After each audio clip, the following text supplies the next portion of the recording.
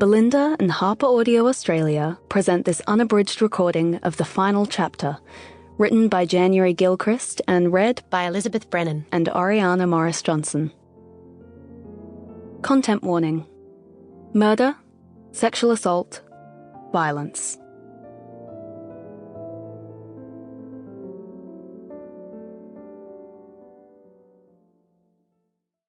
For Linda, you shared stories with the world.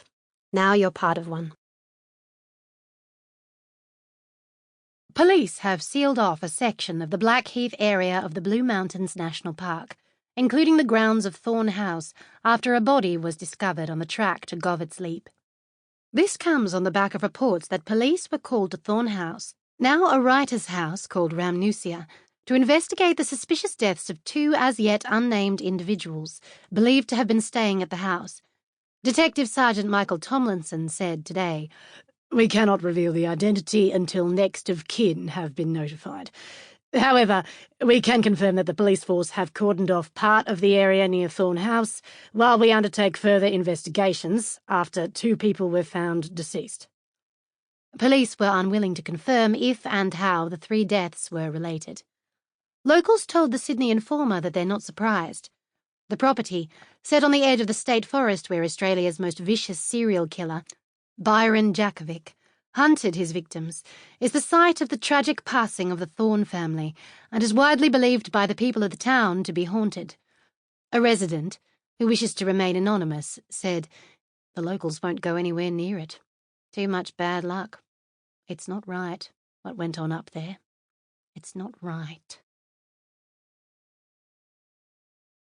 Day 1. Desley. A taxi pulls to a stop on the side of the road. Overgrown trees crouch over a faded sign. Ramnusia, writer's house. "There you go, love. Up there." Desley squints. The taxi's window is grimy and paints everything with a ghostly hue.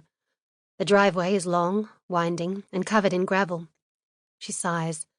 Her suitcase has a dicky wheel, and of course she's overpacked. She can't even pack a bag for a week without messing up. "How do I get to the house?" Her voice trembles. The driver's eyes meet hers in the rearview mirror. "You'll have to walk. I don't go up there, love." At least the rain has stopped, although the sky is black with threat. "I should make him take me all the way. I should say, 'Drive me up.' I don't want to walk." They're only words. I will ask him to continue up the driveway. But her body refuses. Weak. She chastises herself as she taps her card against the machine he offers.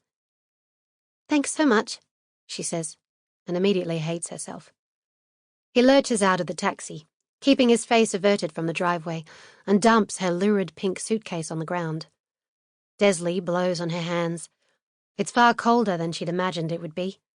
The weather forecast on her phone had displayed a little snowflake at the end of her week here.